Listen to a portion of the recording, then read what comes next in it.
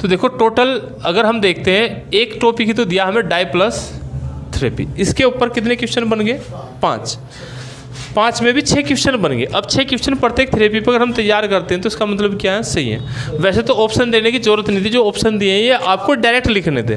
देखो डायरेक्ट लिखने का मतलब ये कि डाई प्लस थेरेपी सामने आते ही आपको एकदम याद आना चाहिए कि डाई प्लस थेरेपी क्या है, विद्युत उपकरण से दी जाने वाली थेरेपी है। पहली कंडीशन क्या है, विद्युत उपकरण से दी जाने वाली थेरेपी है ना। और विद्युत उपकरण से तो आपकी क्या है, चुंबकीय भी दी जाती है।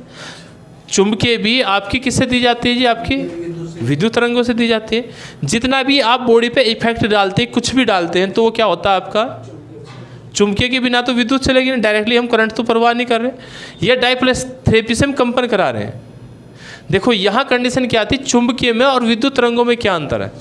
यहाँ हम डाई प्लस थेरेपी में क्या कर रहे हैं, इसको हिलाते हैं, कंपन करती है बॉडी में, वो उसमें कैलिवर यानी कि केबल के द्वारा आपके शरीर में कुछ केबल लगा दिए गए और वो झंझनाट पैदा करते हैं, ना कि विद्युत चुंबकीय देते हैं, चुंबकीय तरंगे देते हैं। चुंबकीय तरंगे का मतलब क्या होता है, मैग्नेटिक पावर। मतलब जैसे आपने कहा कि देखो बीच में कोई आधार नहीं है और चुंबक रखते हैं तो लोहे को उठा लेती है ना, तो जो तरंगे जा रही हैं वो है चुंबकीय तरंगे। तो चुंबकीय तरंगे ना होकर यहाँ कौन हो गया, विद्युत तरंगे।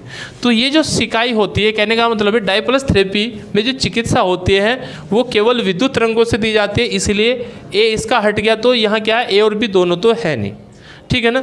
तो आंसर सही क्या हो गया इसका, ए हो गया, यानी कि बी हो गया, विद्युत तरंगे इसकी सही है।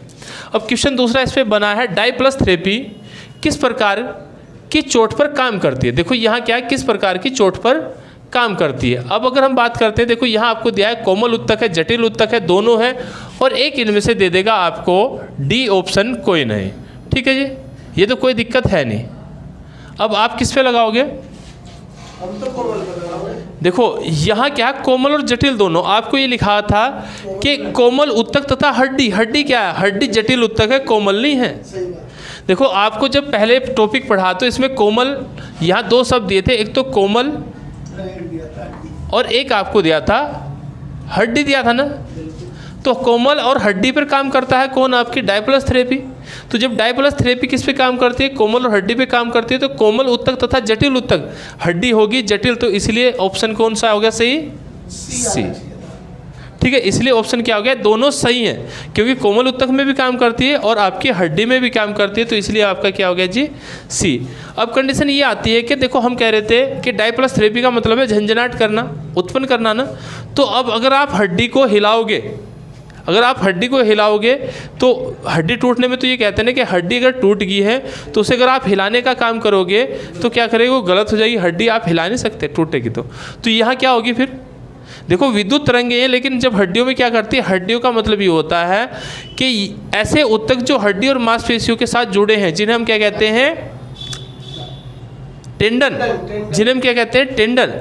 तो टेंडन की अगर चोट हो, लिगामेंट की चोट हो, क्योंकि लिगामेंट की चोट होती है हड्डी से हड्डी के बीच, तो हड्डी का वो वाला रोग ठीक करेगी कौन से वाला, लिगामेंट। और लिगामेंट किस में आते थे, कोमल उत्तक में। तो हम डायरेक्टली कह सकते हैं कोमल तथा जटिल उत्तक दोनों पर ही काम करती है, ठीक है। इसीलिए इसका क्या हो गया, आपका सी सही हो गया। यहाँ तक समझ आ गया। अब बात कर रहे थे, तीसरा क्वेश्चन आता था कि डाई प्लस थेरेपी की जो आवृत्ति है, आवृत्ति का मतलब क्या होता है, कंपन, ये कितना कंपन करती है, तो इसकी आवृत्ति कितनी होगी। ऑप्शन आपके पास में यहाँ पर दिए गए। देखो यहाँ क्या दिए गए हैं, 90 से 900 से आपका 2500 हर्ट्ज है, ठीक है जी, 80 से 600 हर्ट्ज है, 800 से 2000 हर्ट्ज है, 50 से आपका 500 हर्ट्ज है। तो आप क्या लगाओगे, मेगा हर्ट्ज चल रहे हैं सारे, एम लगाना तो मेगा हर्ट्ज है। तो इसका जो सही था वो क्या था आपका, 80 से 600, ठीक है ना। अब बात कर रहे हैं आपकी भेदन अक्षमता, हो गया हमारा, सॉरी भेदन अक्षमता क्या है, यही पिछली बार एलटी में आपका पेपर आया हुआ था, पेपर में क्वेश्चन आया था, और 15 से आपका 20 सेमी है, ठीक है, 15 से 20 सेमी। अब किरणों का जो व्यास होता है, व्यास कितना है, तो व्यास भी आपका कितना है जी, आपका 15 सेमी है, औसतन नहीं है। अभी देखो 15 पॉइंट, व्यास का मतलब क्या होता है, 15 पॉइंट कुछ है, 15 हमने लिखा, टोटल 15 ही लिखा है आपको। आप देखना हमने लिखा कि इसका जो व्यास होगा वो कितना है जी, आपका 15 है।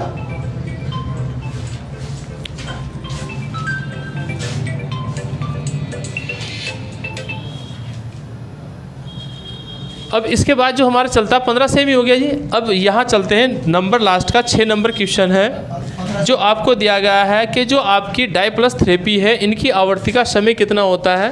तो आवर्ती कितना होता है, देखो दिन में नहीं होता, एक दिन में 10 से 15 मिनट होती है, ठीक है ना। जो कल गुरुजी कह रहे थे ना, तो वहाँ आपको सही करना है। ये क्या है आपका, ठीक है ना, ठीक कर लिया था। तो यहाँ क्या है आपका 10 से 15 मिनट होती है प्रतिदिन। देखो यहाँ ध्यान करके लिखना कि ये क्या है 10 से 15 मिनट प्रतिदिन है। अब क्वेश्चन आपके सोल्व हो गए। अब क्वेश्चन ये आता है इसे आप याद कैसे करोगे। देखो ये तो हमने कल पढ़ा था, उससे पहले भी एक बार पढ़ा, आज भी क्वेश्चन गलत हो गए। तो याद कैसे करोगे, हमने कल भी बताया था, आप इसे डाई प्लस को क्या याद रख लो, डाइपर। अब डाइपर क्यों खरीदते हैं जी, चलो खरीदने के लिए गए तो आप ये मान लो खरीदने को आप किस शब्द से जोड़ सकते हैं, चिकित्सा। ये तो आपको याद रखना पड़ेगा, कोई दिक्कत नहीं। चिकित्सा कैसी है आपकी, चुंबकीय तरंगों की, विद्युत तरंगों वाली है। अब देखो चोट पर काम करती है, तो काम का मतलब है डाइपर काम कैसे करता है। देखो डाइपर काम कैसे करता है जी, बच्चे को डाइपर लगाते हैं तो बच्चे की सतह कैसी होती है जी, कोमल भी होती है, कोमल भी होती है और जटिल भी होती है। तो आप ये याद रख सकते हैं कि डाइपर जो काम करेगा वो बच्चे की त्वचा कोमल होती है और जटिल भी होती है, ठीक है ना। तो दोनों पे काम करेगा ना, कोमल और जटिल दोनों पे काम करेगा डाइपर। उसके बाद क्या, आवर्ती का मतलब क्या है जी, हम ही कहते हैं कंपन। और कंपन क्या होता है, इसकी डायरेक्टली हम ही कह रहे हैं कि जो आपकी आवर्ती का मतलब होता है कंपन। अब कंपन का मतलब है आप कंपन को काम याद रख लो। काम क्या करता है जी वो, देखो यहाँ तो हमने कहा कि किस लिए खरीदा आपने, जो उसने काम किया वो कोमल उत्तक तथा जटिल उत्तक पे काम कर दिया, कोई दिक्कत नहीं। कोमल उत्तक में हमने यहाँ आपको कहा था कोमल, यानी कि डाइपर का प्रयोग क्या, त्वचा होगी कोमल, और लगाते क्यों है, ठीक है ना, पोटी जिसे कहें पोटी के लिए लगाते हैं ना, तो पोटी से हड्डी याद रख लो, तो यहाँ से आपका याद हो जाएगा। अब भेदन अक्षमता का मतलब ये याद रखो कि जो भेदन उसकी आपकी क्या है जी, यहाँ है आपका 4 नंबर। तो भेदन अक्षमता आवर्ती है ना, जो आवर्ती को याद रख लो कि वो कितने घंटे काम करता है, वो कितने घंटे। देखो किस लिए, यहाँ क्या किस लिए काम कर रहा था, किस पे काम कर रहा था, काम किस पे कर रहा था, आपके कोमल पर और हड्डी पर काम कर रहा था। तो जटिल हमने कह दिया। अब कितने घंटे काम करता है, आप ये देखो, आप शाम को 8 बजे डाइपर लगाते हैं बच्चे को, अगर कोई लगाता है तो सुबह किस टाइम खोलते हैं, 6 बजे। आप ऐसे याद रखो ना सर, भाई 8 बजे आपने डाइपर लगा और सुबह किस टाइम खोल दिया, 6 बजे, ठीक है ना। तो आप इसे 80 से कितना याद रखो, 600। यानी कि ये भी याद रख सकते हैं कि जो उसमें अक्षमता होती है, अक्षमता मतलब जैसे बाथरूम गया या कुछ भी गया तो उसकी 80 याद रख लो, या 80 छोड़ दो, याद आ जाएगा एकदम देखते ही। जब आपने पढ़ा हुआ है तो आपको 80 देखते ही याद आ जाएगा। 80 से 600 हर्ट्ज क्या होती है, क्योंकि डाइपर लगाया आपने 8 बजे, हटा कितने, 6 बजे, तो 8 से 80 है और 6 से आपका 600 है, ठीक है जी। इसके बाद हमारा क्या आता है, हम बात कर रहे थे भेदन अक्षमता, ठीक है ना, भेदन अक्षमता। अब ये देखो कि डायपर में भेद आता है ना, भेद का मतलब कोई 10 रुपये का, कोई 20 रुपये का, ठीक है ना। तो भेदन अक्षमता जो निर्धारित करती है वो कौन करती है, 15 से 20 करती है। और 15 से 20 रुपये के बीच में भेद हो जाता है, अंतर हो जाता है भाई, छोटे बड़े में अंतर हो जाता है ना। छोटा 15 रुपये का, बड़ा कितने का, 20 का। और इस 15 को ही आप इसके व्यास पे लेके आ जाओ ना, इस 15 को ही इसके आप व्यास पे लेके आ जाओ। जो किरणों का व्यास है वो कितना है आपका, 15 सेमी है, कोई दिक्कत तो नहीं है जी, ठीक है। तो किरणों का व्यास कितना हो गया आपका, 15 सेमी हो गया। इसके बाद अगर हम बात करते हैं इसकी आवर्ती, देखो लास्ट का क्वेश्चन था क्या आपका, आवर्ती। आवर्ती हमने यहाँ भी लिखा है, यहाँ सॉरी ये आवर्ती नहीं, अवधि है गुरुजी, ये क्या है, अवधि, या हम कह सकते हैं समय। तो यहाँ क्या है आपका, या तो अवधि होगा या फिर क्या होगा आपका समय। तो इसका समय कितना होता है, देखो समय में फिर से वही बात करेंगे। देखो यहाँ लास्ट कितने रहता है, 15 मिनट।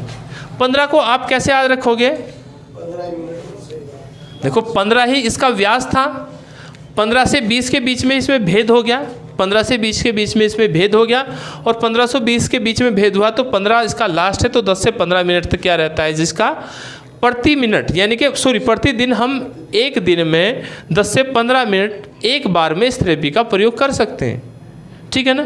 और एक दिन में कितनी बार करेंगे, तो 2 से 3 बार भी कर सकते हैं। तो यहाँ से हमारा तैयार हो के आ गया डाई प्लस थेरेपी। तो ऐसे याद रखोगे तो पूरा याद हो जाएगा, ठीक है। अब चलते हैं, कल आपने एक और थेरेपी पढ़ाई थी गुरुजी, हटा दो ये तो। अच्छा ये 3-4 तरह भेजी फिर ऐसे देखो टोटल हमने कहा इसे, उसका मतलब होता है जब हम ट्रिक बनाते हैं तो ट्रिक आप जैसे आपने अपनी बनाई तो उसे याद करने में आसानी होती है। इस ट्रिक को अगर हम 2 बार रिवीजन कर दें, जो कि तू ट्रिक को हम 2 बार रिवीजन कर दें, जैसे हमने क्लास छोड़ दी, क्लास के बाद आपने आपस में डिस्कस करी, चलो भाई बता क्वेश्चन क्या थे आपके पास, ये क्वेश्चन हटा दिया और इसके बाद ये क्वेश्चन बच रहे हैं 6 क्वेश्चन। अब 6 क्वेश्चनों में हमने डिस्कस करना शुरू किया, बिना देखे अगर बात करते हैं। सबसे पहले डाइप्लस थेरेपी है, तो डाइप्लस का मतलब डाइप्लस है क्या है, विद्युत है, ठीक है ना। तो ये क्या है आपकी विद्युत तरंगों के द्वारा जो थेरेपी होती है उसे हम डाइप्लस कहते हैं। और ये काम क्या करती है जी, कंपन करने का काम करती है ना। अब कंपन करेंगे तो आ जाएंगे कहाँ, काम किस पे करती है, चोट पर। देखो हमने कहा कि काम किस पे करती है डाइप्लस थेरेपी, कैसी चोट पर। तो आपको पता है जब बच्चे को डायपर लगाएंगे तो बच्चे को डायपर लगाएंगे तो कोमल उत्तक पर लगाएंगे, ठीक है ना।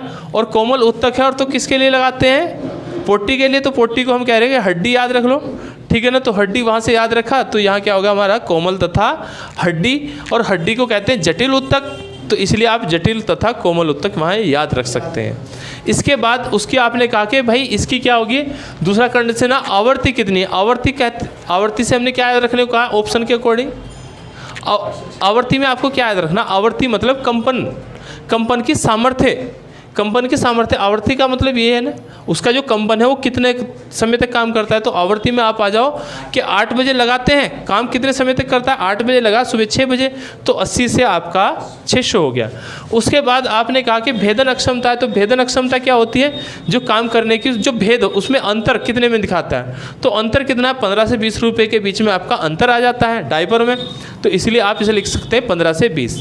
जो 15 है यही इसका व्यास है, जो 15 है यही इसका लास्ट टाइमिंग है। तो समय भी इसका हमारा हो गया यहाँ से, और आपका ठीक है व्यास भी हो गया। लास्ट में बचा था अवधि, अवधि हमारी हो ही गई है लास्ट में। तो ऐसे करके हमारी क्या होगी, डाइप्लस थेरेपी आपकी कंप्लीट हो जाएगी।